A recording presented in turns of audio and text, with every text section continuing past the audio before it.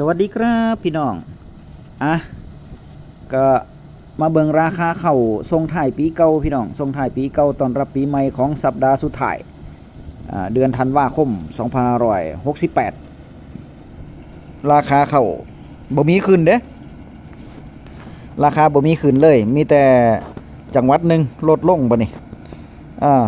จังหวัดหนึ่งลดลงนอกนั้นในคงที่บ่ขยับเขยื้อนเลยคงที่เพราะว่ามันใกล้สิ้นปีเนาะมันใกล้สุดสัปดาห์แล้วสุดสัปดาห์สุดท้ายของปี68ที่จะผ่านพ้นไปแล้วปีใหม่ปี69จะเข้ามาอีก 2-3 มื้ออายุก็เพิ่มขึ้นไปเพิ่มเข้าไปอีกพี่น้องผู้ที่อายุ59ก็จะได้เงินเดือนแล้วเนาะขึ้น60ก็จะได้เงินเดือนผู้เฒ่า มีเงินเดือนกินละลูกหลานก็ได้บ่ต้องเป็นภาระลูกหลานอีกต่อไปสบายมาเบิ่งราคาข้าวจากสมาคมโรงสีข้าวไทยพี่น้องทั่วประเทศนะครับเนาะที่อยู่ในส่วนของสมาคมโรงสีข้าวไทยกระทรงราคาไปว่าราคา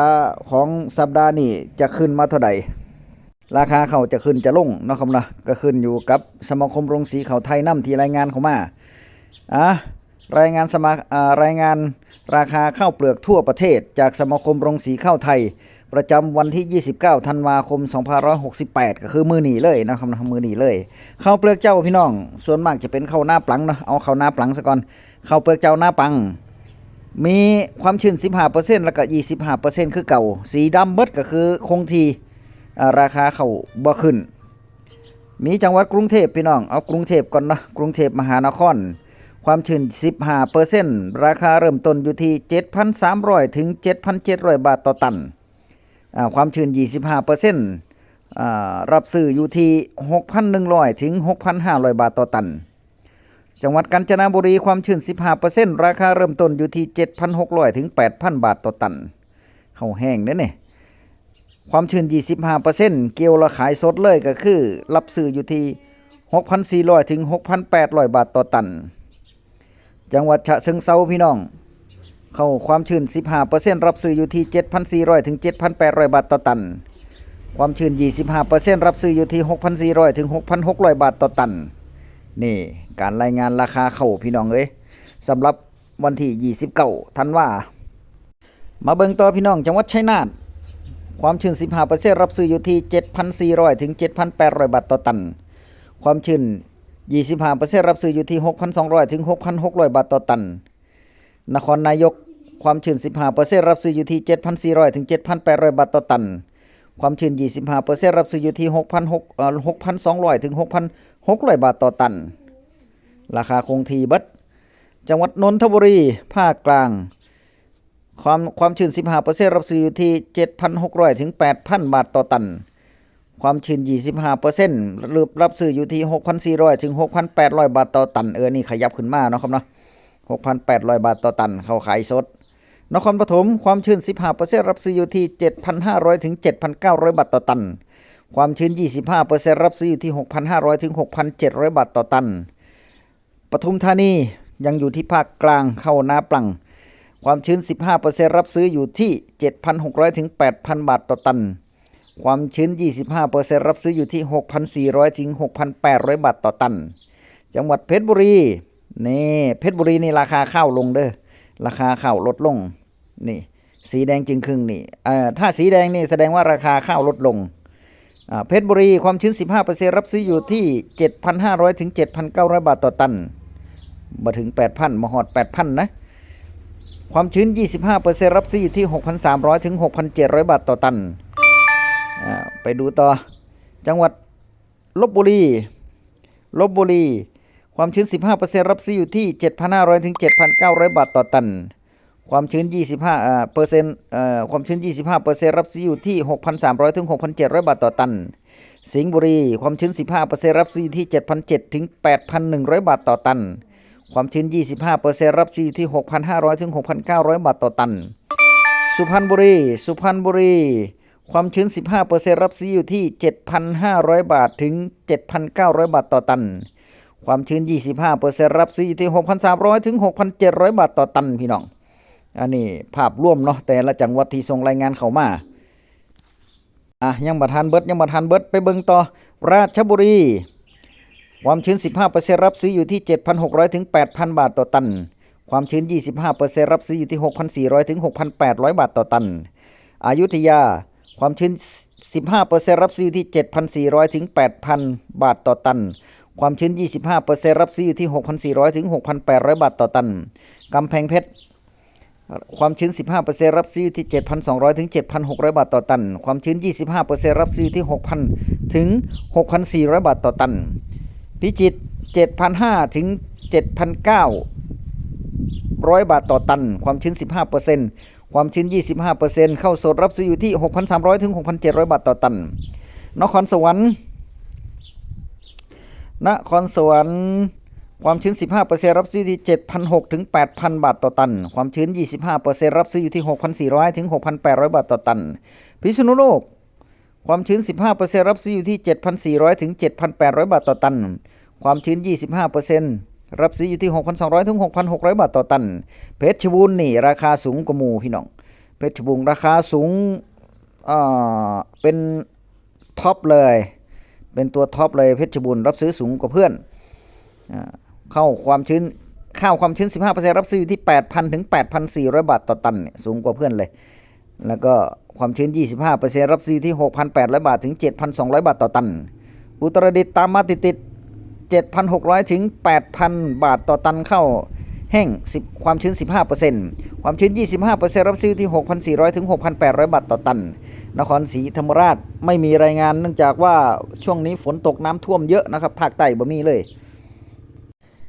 มาเบิ่งข้าวเก่าพี่น้องข้าวหอมมะลิปี67 68นี่ปี67 68แล้วเขาคือข้าวเก่าล่ะรับซื้ออยู่2จังหวัดคือบุรีรัมย์รับซื้ออยู่ที่ตันละ 16,200 ถึง 17,000 บาทต่อตันข้าวเก่าก็ยังมีราคาสูงอยู่นี่นครศรีธรรมราชรับซื้ออยู่ที่ 16,000 ถึง 16,500 บาทต่อตันข้าวเก่าเนาะข้าวหอมมะลิ105มาเบิ่งข้าวใหม่ข้าวหอมมะลิ105ปี68/69นี่ราคาข้าวแห้งตอนนี้ไปเท่าใดแล้วเนาะครับเนาะข้าวที่อยู่ในมือส่วนมากพวกที่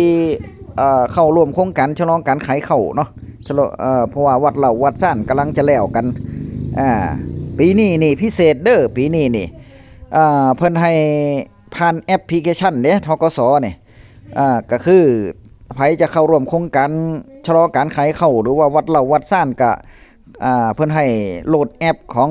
BBC Mobile มาเนาะของธกสแล้วก็ไปทำรายการ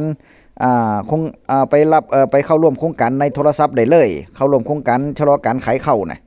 เข้าไปร่วมได้เลยแล้วก็ผ่านเอาโหลดแอปโหลดหยังมาแล้วก็ทำในหั่นเลยพี่น้องเสร็จแล้วก็ไปยืนยันตัวตนที่ธกสถ้าคนที่ทำเป็นนี่มันจะง่ายมันจะบ่ยากเหมือนกับเฮาลงทะเบียนคนละครึ่งหรือว่าบัตรประชารัฐจังซี่น่ะถ้าคนทำเป็นมันก็ง่ายเนาะครับเนาะแต่สำหรับผู้เฒ่าส่วนมากคนชะลอการขายข้าวเป็นชาวนาเป็นผู้เฒ่าผู้แก่มันมีปัญหาว่าใส่แอปบ่เป็นมีปัญหาว่าโทรศัพท์มันบ่ได้อัปเดตหรือว่ามันบ่มีมันเอาไว้โทรเข้าโทรออกอย่างเดียวเนาะก็เลยยุ่งยากเลยบัดนี้เฮ็ดให้ยากเลยบัดนี้นั่นแหละปัญหาตามมาบางคนบ่เฮ็ดเลยเด้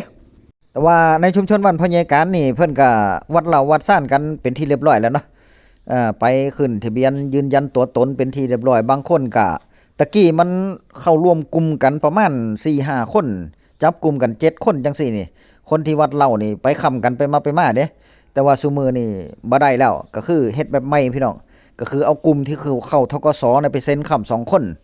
ว่าผู้นี้วัดเหล่าจังซี่นี่นะไปยืนยันกันบัดนี้โอ้ยยากเปลี่ยนแปลงระบบไปเรื่อยๆนะครับเนาะมาเบิ่งราคาข้าวความชื้นบ่เกิน 15% ข้าวแห้งข้าวปี68ข้าวใหม่นี่ล่ะข้าวปีนี้เนาะครับเนาะจากสมาคมโรงสีข้าวไทยจังหวัดบุรีรัมย์พี่น้องความชื้น 15% เด้อนี่ราคาบาทต่อตันบุรีรัมย์รับซื้อเริ่มต้นอยู่ที่ 16,200 ถึง 17,000 บาทต่อตันนครราชสีมารับซื้ออยู่ที่ 15,500 ถึง 16,500 บาทต่อตัน101รับซื้ออยู่ที่ขยับเข้ามาพี่น้องขยับขึ้นเนาะครับเนาะสีเขียวนี่ราคาเข้าขึ้นแต่ว่ามันแต่ว่าขึ้นบ่หลายดอกตะกี้มันต่ำกว่าหมู่ขึ้นมาอยู่ที่ 15,800 ถึง 16,600 บาทต่อตันบ่ฮอด 7,000บ่ฮอด 17,000 เนาะบ่ฮอด 17,000 ขาดอีก200 300อยู่ ขอนแก่นรับซื้อเริ่มต้นอยู่ที่ 15,800 ถึง 17,200 บาทต่อตันพุ่นน่ะขอนแก่นราคาสูงอยู่เนาะยโสธรนี่โอ้ราคาส่ำอำนาจเจริญเลยก็คือ16,000 ถึง 17,500 บาทต่อตันคือกันอุดรธานี 15,500 ถึง 16,500 บาทต่อตันอุบลราชธานี 16,500 ถึง 17,000 บาทต่อตันศรีสะเกษ 16,000 ถึง 17,500 บาทต่อตันโอเคซ้ำกันกับอำนาจเจริญสุรินทร์ 16,200 ถึง 17,000 บาทต่อตันอำนาจเจริญนี่ 17,500 เด้อพี่น้องเด้อราคาเขาแถวชุมชนบ้านพ่อใหญ่การไปขายโรงสีใหญ่อย่างเดียวนะครับเนาะเสนางพุ่นหรือว่าโรงสีไฟไทยเจริญวัฒนาจังซี่ดิของจังหวัดอำนาจเจริญเนาะมันมีหลายๆหม่องพี่น้องมันมีหลายหม่องแต่ว่าราคาบ่ซ้ำกันเด้บางหม่องก็ราคาสูงกว่านี้ก็มีแต่ว่าสูงไปแตกต่างกันไปบ่หลายเนาะครับเนาะบ่หลายมาเบิ่งข้าวเหนียวกข6พี่น้องตระกูลกข6นี่ขอนแก่นนี่อันนี้เป็นข้าวใหม่เนาะครับเนาะเขาราคาลงเด้อขอนแก่นน่ะ 12,000 ถึง 12,900 บาทต่อตันอุบลราชธานีอุดรธานี 12,000 ถึง 12,800 บาทต่อตันอันนี้ข้าวเหนียวกข6เนาะตระกูลกข6นี่ก็มาเบิ่งข้าวเหนียวสันปะตองพี่น้องข้าวเหนียวสันปะตองเชียงใหม่รับซื้ออยู่ที่ 12,000 ถึง 13,000แล้วก็อุดรธานีข้าวปนเม็ดคละข้าวเม็ดคละข้าวปนเม็ดคละก็คือข้าวที่มันปนเข้ามาเนาะครับเนาะเม็ดคละรับซื้อเริ่มต้นอยู่ที่ 11,000 ถึง 11,500 บาทต่อตันแล้วก็ข้าวเปลือกหอมปทุมมีกรุงเทพมหานครรับซื้อข้าวสดอยู่ที่ 8,800 บาทต่อตันเด้ข้าวเหนียวแล้วก็สิงห์บุรีพี่น้องรับซื้อข้าวแห้งอยู่ที่ 14,000 ถึง 18,000 บาทต่อตันข้าวสดรับซื้ออยู่ที่ 8,800 ถึง 9,400 บาทต่อตันเด้อ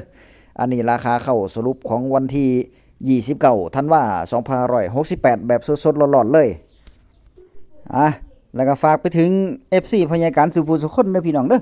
ไผต้องการปุ๋ยขี้ไก่อัดเม็ดเนาะปุ๋ยขี้ไก่อัดเม็ดเด้อพี่น้องสามารถใส่เครื่องพ่นได้ใส่หลายเท่าใดก็บ่เป็นพิษเป็นภัยกับต้นไม้เฮาบ่ว่าจะเป็นพืชไร่หรือว่าพืชสวนผลไม้หลากไม้หรือว่าสวนยางสวนปาล์มพาราสวนต้นยูคาได้เบิดหรือว่าจะไปใส่มันสำปะหลังใส่อ้อยใส่ข้าวได้เบิดนะครับเนาะใส่หลายได้แฮงดีปุ๋ยขี้ไก่อัดเม็ดผสมโดโลไม้เป็นที่เรียบร้อยแล้วป้องกันโรคหลาดพืชหลาดเน่าปรับปรุงคุณภาพดินให้ดินร่วนซุยนะครับเนาะกระสอบนึงมี50กิโลแล้วก็ราคาก็บ่แพงนะครับเนาะ2ใบแดงหน่อยๆ2ใบแดงหน่อยๆราคาส่งเด้ล่ะเป็นราคาส่งเด้อพี่น้องเด้อสเป็นราคาส่งถ้าหากว่าราคาส่งพยาการก็สั่ง100กระสอบเนาะไปส่งได้เบิดเลยทั่วราชอาณาจักรมีทีมงานที่เพิ่นรับไปส่งได้นะครับเนาะแต่ว่าถ้าสั่งหน่อยเดียวกระสอบ2กระสอบ10กระสอบจังซี่มันส่งบ่ได้พี่น้องเพราะว่ามันบ่คุ้มกับค่าน้ำมันรถนะบ่คุ้มกับค่าขนส่งเพราะฉะนั้นพยาการขายราคาส่งราคาถูกให้แล้วเอาไปเป็น100เลยฝ้าวจักหน่อยเด้อเพราะว่าพยาการก็มีภารกิจหลายเนาะครับเนาะปีใหม่บ่ได้หยุดเด้อพี่น้องปีใหม่ก็ส่งเด้อปีใหม่นี่ไผสั่งก็สั่งเข้ามาได้เนาะครับเนาะยกเว้นเข้ากข6ต้นเตี้ยเด้อพี่น้องเด้อถ้าเข้ากข6ต้นเตี้ยตอนนี้นี่ขนส่งด่วนอีสานธนามัยด่วนอีสานเพิ่นหยุดเนาะครับเนาะจะเข้ามารับสินค้าหรือว่าจะเข้ามารับพันธุ์เข้าได้ก็มื้อวันที่6ที่7พุ่นเด้เพิ่นเปิดพุ่นน่ะเนาะครับเนาะเพราะฉะนั้นแต่ว่าถ้าไผสั่งก็สั่งได้เด้อแต่ว่าหลังปีใหม่ถึงจะได้ส่งเนาะครับเนาะเฉพาะพันธุ์เข้าเด้เฉพาะพันธุ์เข้าแต่ถ้าเป็นปุ๋ยขี้ไก่อัดเม็ดนี่ส่งได้เลยลดรวมก็มีนะครับเนาะลดรวมที่สามารถไปส่งให้ได้บ่มีวันหยุดเด้ปีใหม่ก็บ่ได้หยุดเด้อสั่งเข้ามาได้พี่น้องราคา100กระสอบราคาส่ง2ใบแดงหน่อยๆนะครับเนาะของแท้เด้พี่น้องบ่แม่นของปลอมของแท้เด้ปุ๋ยขี้ไก่อัดเม็ดผสมโดโลไม้เป็นที่เรียบร้อยแล้วคนก็ใส่กันหลายพี่น้องประหยัดต้นทุนเนาะครับเนาะเอาไปขายราคาปีกก็พุ่นแล้ว370 80พุ่นล่ะซื้อกระสอบนึงนั่นมันแพงซึ่งราคาส่งพยาการนี่แต่ว่าขอเป็น100กระสอบเด้อพยาการถึงจะส่งได้เนาะครับเนาะคลิปหน้าพบกันใหม่คลิปนี้สวัสดีครับ